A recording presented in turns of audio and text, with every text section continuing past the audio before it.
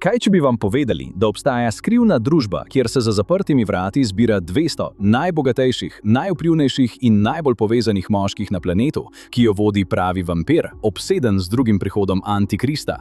Kaj če bi vam povedali, da ta skupina časti lik iz MCU in vodi skrivne seminarje o vsem, od ustvarjanja lastnih kultov do izboljšanja vašega spolnega življenja?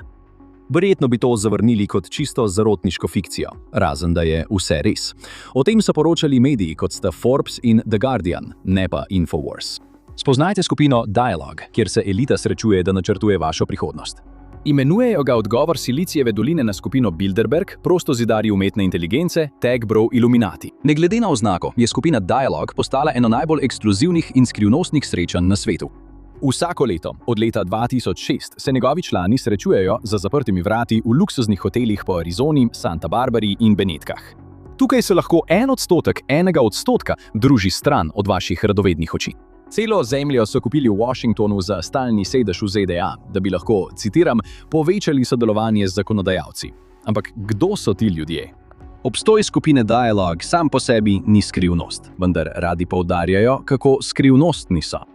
Uradna spletna stran organizacije dialogue.org je ena sama precej preprosta stran, ki vsebuje le logotip in naslednje besede. Skupina Dialogue je skupnost, ki je dostopna samo na povabilo in združuje generalne direktorje, ustanovitelje, javne intelektualce, vladne voditelje, vlagatelje, umetnike in druge, ki se zbirajo na pogovorih brez navajanja virov, da bi se učili drug od drugega. Če želite biti povabljeni v skupino Dialogue, dosezite nekaj izjemnega v svetu. Nato pa ne vas nekdo nominira.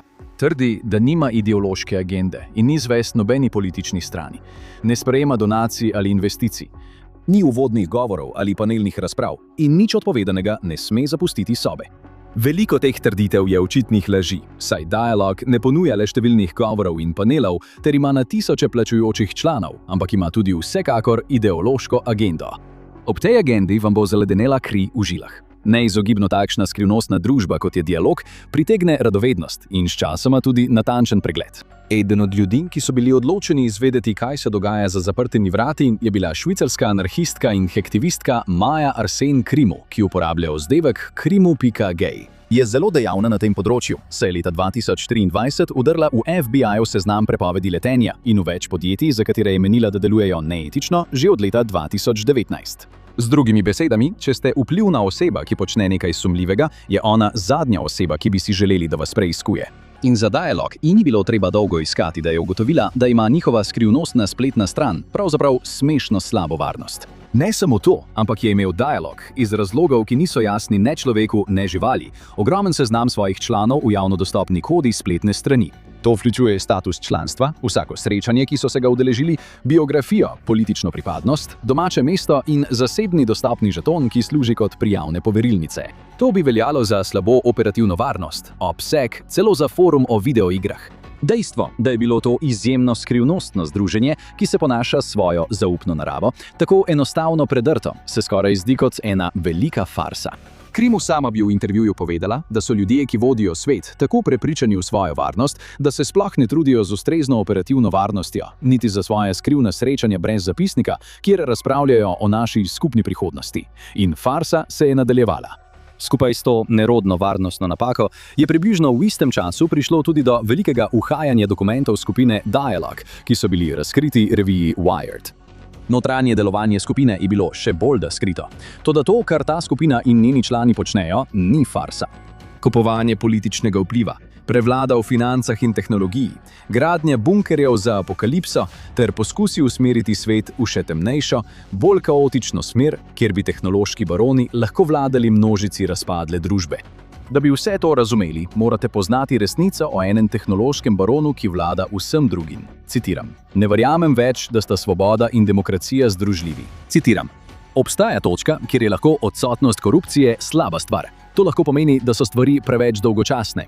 Citiram: "Zakaj so vsi ostali tako ravnodušni glede svoje smrtnosti?" To so dejanski citati Petra Thiela, zloveščega mogotca, ki je soustanovil Dialog z angelskim investitorjem Orinom Hoffmanom. Tudi Hoffman ni ravno nedolžen. Njegovo podjetje, SafeGraph, zbira podatke o lokaciji iz mobilnih naprav in prodaja anonimizirane podatke o gibanju ljudi najvišjemu ponudniku. A v primerjavi s Thielom je precej normalen tip. Soustanovitelj PayPala in Palantir Technologies, Thiel je poslovnež z izobrazbo Stanforda, ki se ima za vizionarja in filozofa.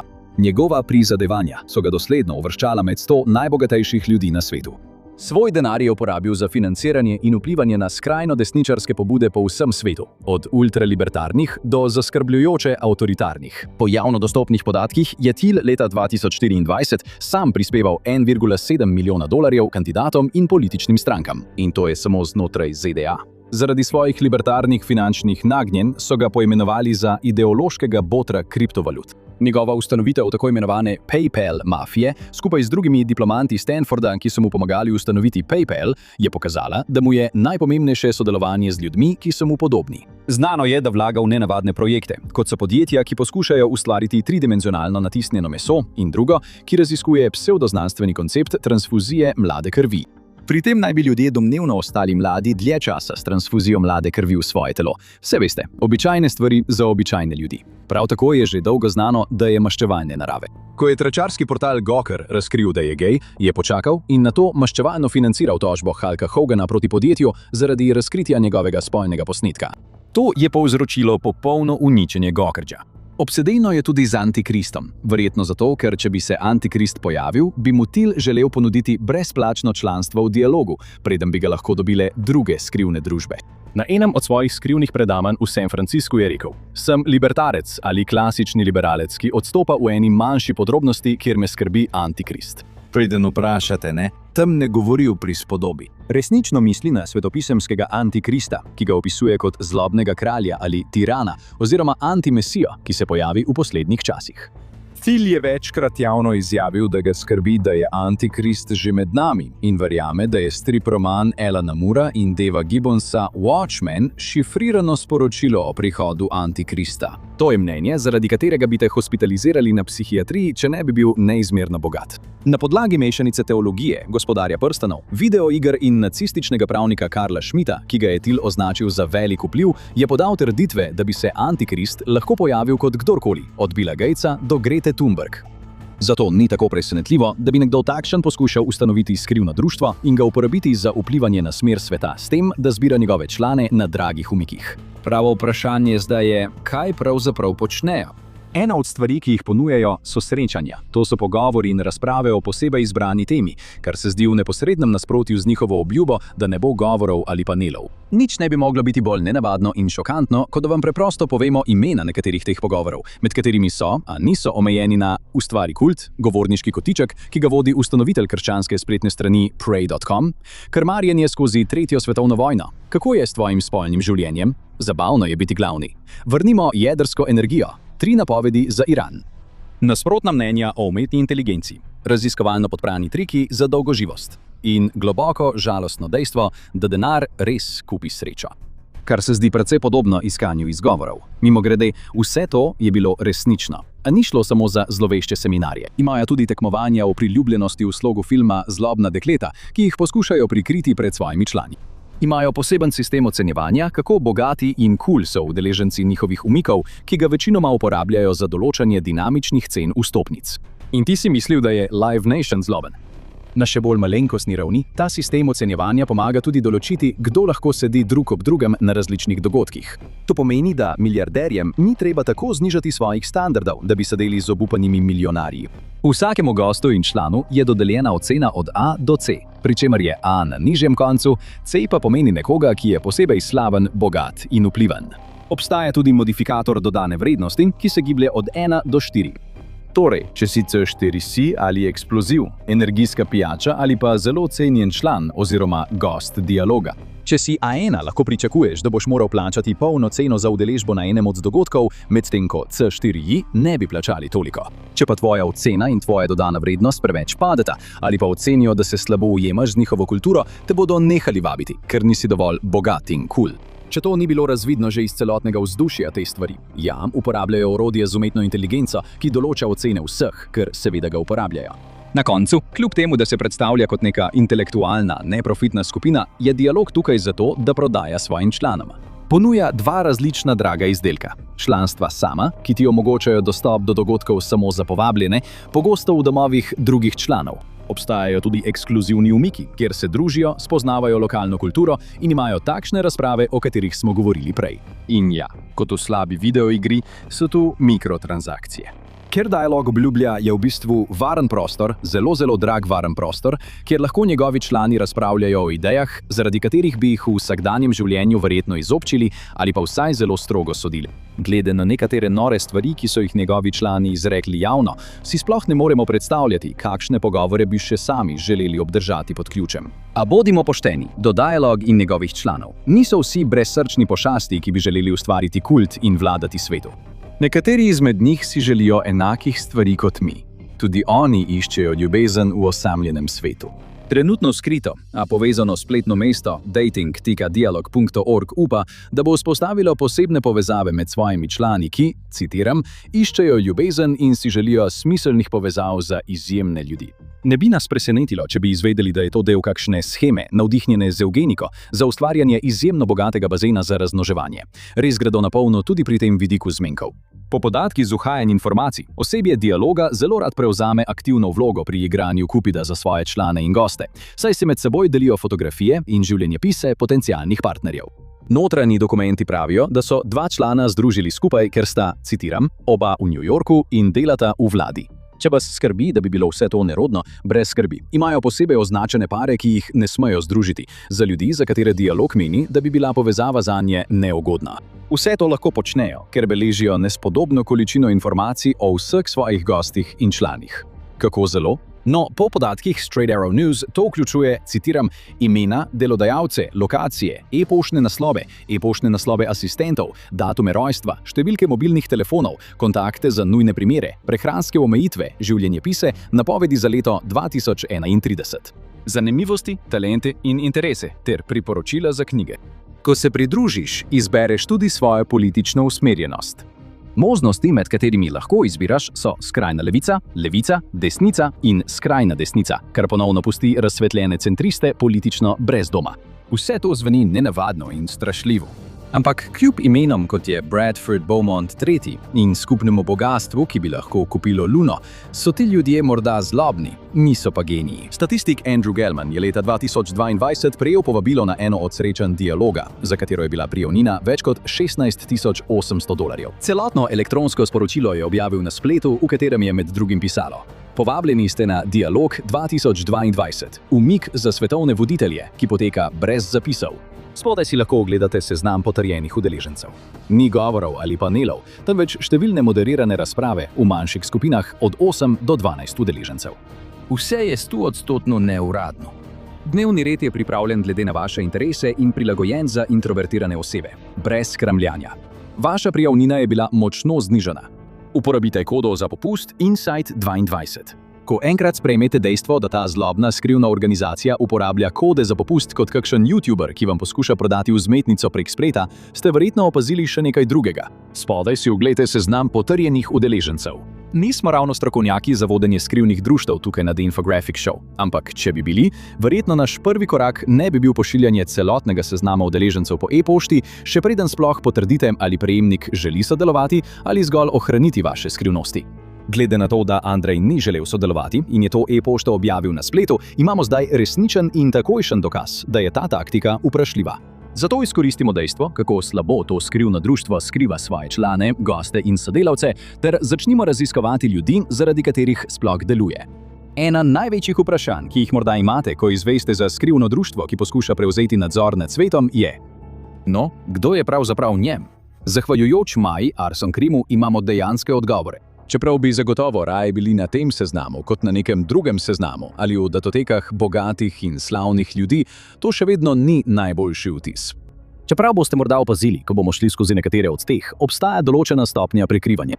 Za začetek vemo, da gre za večinsko moško skupino, saj ženske predstavljajo le približno tretjino njenih članov in le 18% najbolje ocenjenih članov. Med poslovnimi mogotci, ki so označeni bodisi kot aktivni člani Dialoga ali udeleženci, je seveda tudi Elon Musk, serijski podjetnik, lovec na naslove in najbogatejši človek na svetu, ki je bil v zadnjih nekaj letih vse bolj vpleten v različne skrajno desničarske zadeve, od ZDA do Združenega kraljestva in Nemčije. Glede na to, da sta bila Musk in Thiel oba vključena v PayPal, je povsem logično, da sta tudi pri tem skupaj v igri. Tu je tudi Eric Schmidt, večni član med top 100 na Forbesovi lestvici 400 računalniški inženir in nekdanji izvršni direktor Googla. Zanimivo je, da je bil prav tako vpleten v vesoljsko podjetje Relativity Space Incorporated, poleg tega pa je ustanovitelj projekta Special Competitive Studies Project. Slednji je možganski trust z navedenim ciljem, citiram, podajanja priporočil za krepitev dolgoročne konkurenčnosti Amerike, saj umetna inteligenca in druge nove tehnologije preoblikujejo našo nacionalno varnost, gospodarstvo in družbo. Tu je tudi Marcos Galperin, argentinski tehnološki podjetnik, ki je obogatel v svetu e-trgovine z Mercado Libre, kar v bistvu pomeni prosti trg. Avstralski milijarder Mike Cannon-Brookes, ustanovitelj podjetja Atlassian, tehnološkega konglomerata s številnimi izdelki, vključno s Trellom, ki je bil uporabljen pri izdelavi videa, ki ga trenutno gledate. Scott Cook, soustanovitelj podjetja Intuit Incorporated, tehnološkega podjetja za poslovne rešitve, poleg tega pa je bil tudi direktor podjetja eBay in ameriške multinacionalke Procter & Gamble. Joe Lonsdale, soustanovitelj podjetja Palantir, tehnološkega podjetja, ki spodbuja ameriško nadzorno državo, poimenovanega po krogli, ki jo je uporabljal zlobni čarovnik Saruman v Gospodarju prstanov. In Reid Hoffman, ki je kot ena ključnih oseb LinkedIna odgovoren za vse tiste ljudi, ki pišejo objave v dolžini romana o tem, kaj jih je prometna nesreča naučila o prodaji med podjetji. Je tudi še eden izmed tistih bogatašev, ki rad vpliva na politiko kot član Bilderberške skupine in član sveta za zunanje odnose. Tu je jasen vzorec. Skupina rada pridobiva člane iz najvišjih krogov financ, tehnologije in političnega vpliva, torej tiste bogate posameznike, ki imajo zelo močna mnenja o tem, kako bi moral biti svet voden in skoraj neomejen skupni kapital za podporo svojim idejam. A to je praktično pričakovano, ko gledaš na zloveščo organizacijo, polno bogatašev. Kar je bolj presenetljivo in zaskrbljujoče, so imena političnih osebnosti in slavnih, ki so jih razkrili z iztekanjem informacij. Nekatera od teh imen vas bodo pustila razočarane in zmedene. Tukaj je Neil Mohan, direktor YouTubea, pri čemer upamo, da YouTube zaradi tega ne bo ogrozil tega videa. Za vsak slučaj ga delite naprej. Tukaj je tudi Scooter Brown, vpliven glasbeni menedžer, ter ljudje iz novinarskega in komentatorskega sveta, kot sta politični komentator Ezra Clay in novinarka Washington Posta Suad Mehanet. Sarah Bond, nekdanja predsednica Xboxa pri Microsoftu, podcasterka, avtorica in profesionalna ateistka. Sam Harris, Teresa C.O., pisateljica in producentka animiranih serij, družinski človek in ameriški očka, ter seveda Brian Johnson, nenavaden bogataš, ki si daje električne šoke v penis v poskusu, da bi živel večno. Seveda so vmešani tudi vplivni verski krogi, kot je evangeličanski pastor Rick Warren. Na seznamu članov je tudi več igralcev, kot so Sophia Bush, Joseph Gordon-Levitt in Josh Brolin. Brolin, katerega predstavniki so zanikali kakršnokoli povezavo s političnimi vidiki skupine, naj bi bil eden najpomembnejših članov skupine. Po njihovih lastnih dokumentih, citiram, njegova upodobitev Thanosa v seriji Maščevalci in njegova vloga v zelo dobičkonosnih filmih, kot je Maščevalci zaključek, ki je zaslužil več kot 2,79 milijarde dolarjev, prispevata k njegovi prepoznavnosti. Je sploh presenetljivo, da so člani te skupine veliki oboževalci Thanosa? Brolina je za članstvo v Dialogu nominiral drug član, nekdanji izvršni direktor Uberja Ryan Graves. Brolin je v obrazcu za samoopis ob včlanitvi napisal: "Odraščal sem na konjski farmi, preplezal sem dele Everesta. Prejel sem Oskarje, bil nominiran, napisal knjigo, so me kontaktirali nekdanji pesniški lavreati, bil sem prijatelj z največjimi umetniki našega časa." In kadil Craig pod avtomobilom ob 3 uri zjutraj v San Franciscu. Kljub vsemu temu pa dejansko nikoli ni bilo zabeleženo, da bi se udeležil katerega od njihovih zasebnih srečanj. Težko je reči, ali je to stvar kdaj vzel resno. Kar zadeva dejanske politike, so tu minister za finance Scott Bessent, sekretar vojske Dan Driscoll, senator Cory Booker, predstavnik Jim Himes, guverner Colorada Jared Polis in senator Ted Cruz, ki je morda, ali pa tudi ne, Zodiakov morilec. Veliko več članov Dialoga zaseda zlovešče, senčne položaje ob ameriškem političnem sistemu. Tudi Jared Kushner, vplivni zet predsednika Donalda Trumpa, prejme povabilo. In kot češnja na torti je bila harvardska profesorica Lisa Randall, večletna prijateljica Jeffreya Epsteina, prav tako ena izmed dopisnic Dialoga. Zdi se, da se Epstein res mora pojaviti povsod, ko govorimo o bogatih in vplivnih, ki za zaprtimi vrati počnejo nenavadne in zlovešče stvari. Toda s kakšnim namenom? Da bi zaračunali premožnim, zdolgočasenim ljudem preveč za draga oddihe in seminarje, ki jih prepričajo, da jim bogastvo kupuje prestiž in pomembnost. No, ja, zdi se, da je to res del poslovnega modela tukaj. Toda kakšna je globlja motivacija v ozadju? Če Dialog kupuje orodja in ljudi, za katere verjamejo, da bodo oblikovali prihodnost, kakšno prihodnost nameravajo oblikovati? Uradna izjava Dialoga o lastnih ideoloških namenih se glasi: "Nimamo ideološke agende. Dialog ni strankarski in ni političen. Želimo, da vsi udeleženci odidejo z boljšim razumevanjem resnice, vendar si ne domišljamo, da vemo, kaj je resnica. Ko združimo odprte ljudi z različnimi ozadji in pogledi, se bodo naučili novih stvari. Morali nam boste odpustiti, ker v to ne verjamemo. Ali lahko res rečete, da združujete ljudi z različnimi ozadji, če je eden od pogojev ta, da moraš biti izjemno slaven in izjemno bogat? Toda ta podrobnost sama po sebi veliko pove. Za dialog, če nisi ne slaven, ne bogat, nisi v istem razredu ljudi kot oni. Nisi si niti vreden, da bi tvoj glas slišali v novem svetu, ki ga gradijo. Vsi vpleteni, še posebej pa najvišji člani skupine, očitno stremijo k enemu strašljivemu izidu za vse nas ostale. Tehnofeudalizmu. Vlada in tradicionalni trgi so postopoma odpravljeni in jih nadomesti svet, ki ga vodijo algoritmi, nad katerimi vlada peščica bogatih tehnoloških baronov v kraljestvu dialoga. Medtem pa smo vsi ostali zgolj podrejeni podatkovni sužnji, katerih edini namen v življenju je izmenično ustvarjati in kupovati izdelke teh ljudi. To je dialog, za katerega menimo, da ga nobena razumna oseba ne želi začeti. Želite več skrivnega znanja o čudnih klubih, kjer bogati čudaki radi preživljajo svoj prosti čas? Potem morate pogledati, kaj je skrivnostna tajna družba prostozidarjev dejansko počela, ali pa si oglejte to.